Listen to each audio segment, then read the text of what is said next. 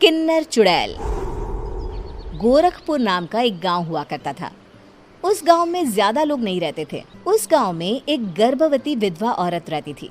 उस औरत का नाम कमला था। कमला अपने घर में अकेली रहती थी। उसके पति की सारी जायदाद उसके नाम हो गई थी, पर सभी गांव वाले उस औरत को मनहूस औरत समझा करते थे और सभी उससे नफरत किया करते थे। एक बार कमला राशन की दुकान पर खाने का सामान खरीदने जाती है।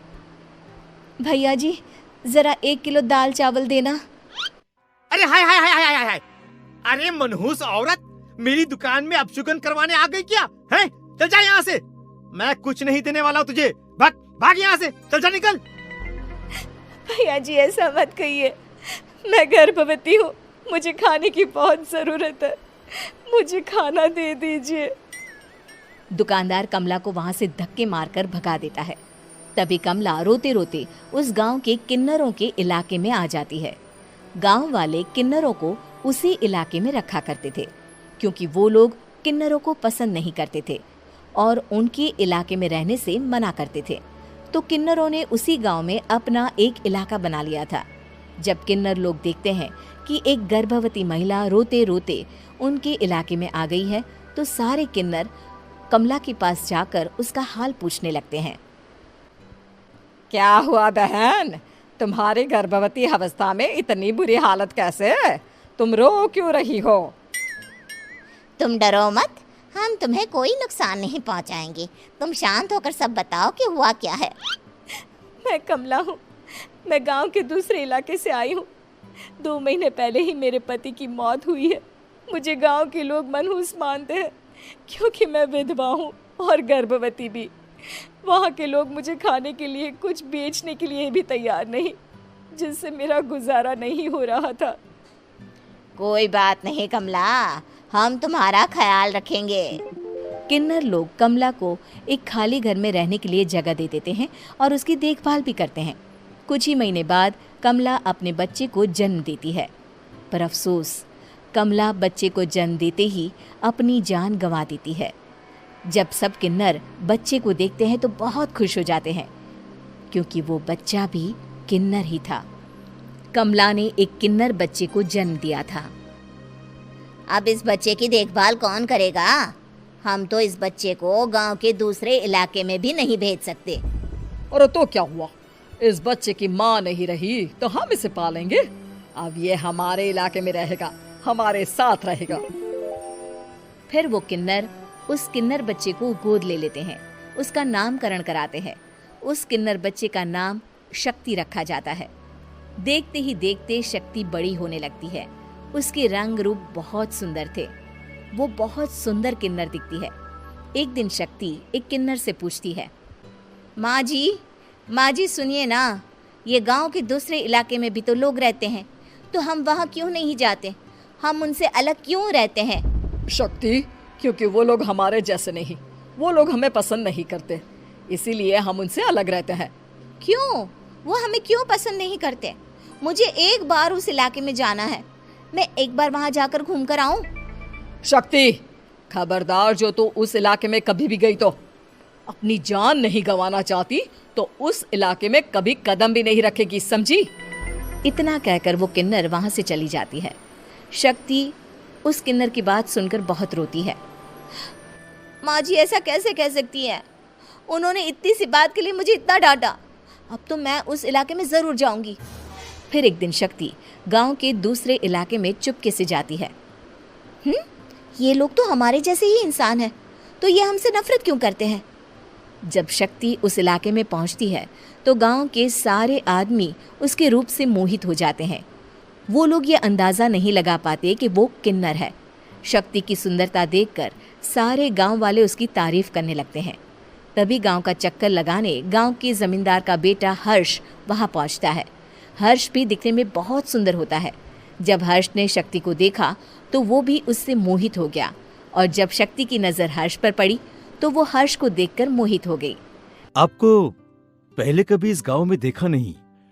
इस गांव में आप नए हैं क्या? जी नहीं, वो मैं बस। तभी शक्ति बोलते बोलते रुक जाती है और मन में सोचने लगती है। अगर मैंने इनको बता दिया कि मैं दूसरे इलाके से आई हूँ तो वो समझ जाएंगे कि मैं किन्नर हूँ, इसलिए मुझे इनसे झूठ ही बोलना पड़ेगा। शक्ति हर्ष को कहती है, जी हाँ, मैं इस गांव में नई आई हूँ, यहाँ अकेली रहती हूँ। वैसे आप कौन है? आप भी इसी गांव में रहते हैं? जी हाँ, मैं इस गांव के जमींदार का बेटा हूँ।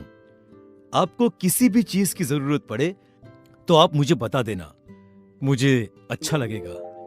ऐसे ही शक्ति और हर्ष एक दूसरे से रोज मिलने लगते। वो दोनों अपने प्यार का इजहार करने एक दूसरे से मिलने जाते हैं।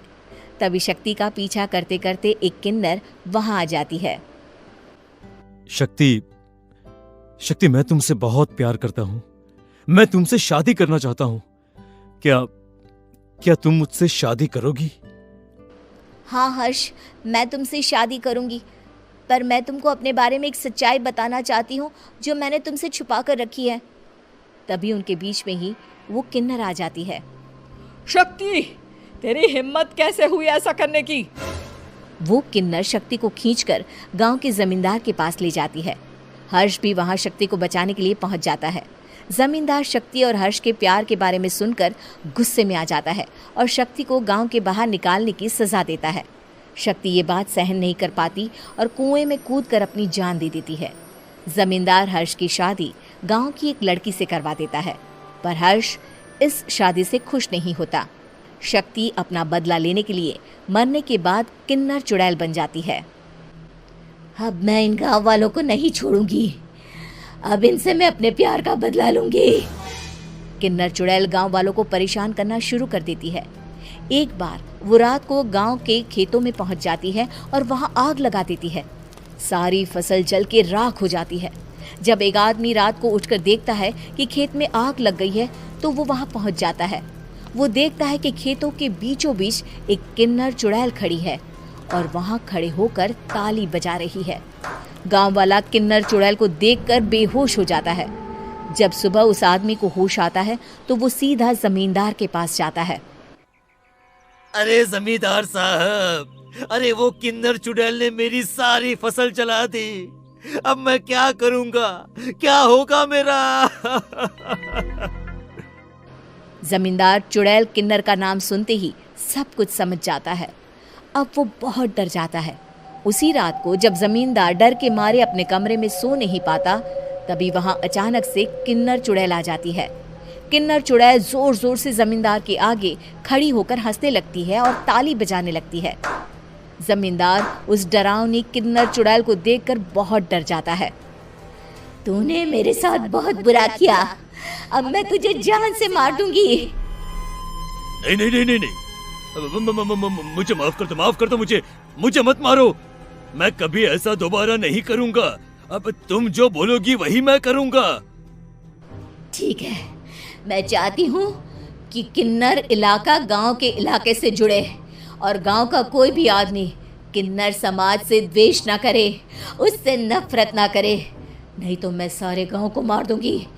और तुम गांव में एक नया कानून बनाओ कि अगर किसी ने भी किन्नर समाज को हानि पहुंचाने की कोशिश भी करी या इनसे भेदभाव करने की भी कोशिश करी तो उनको कड़ी से कड़ी सजा मिलेगी। हाँ हाँ हाँ हाँ, मैं ऐसा ही करूंगा। तुम जो बोलोगी वो मैं करूंगा, पर मुझे जाने दो प्लीज। तब वो किन्नर चुड़ैल वहां से चली जाती है। गांव का जमींदार किन्नर चुड़ैल का कहा मानते हुए दोनों इलाकों को एक कर देता है और नया कानून भी लागू कर देता है। तब से वहां किन्नर समाज और बाकी गांव वाले शांतिपूर्वक रहने लगते हैं।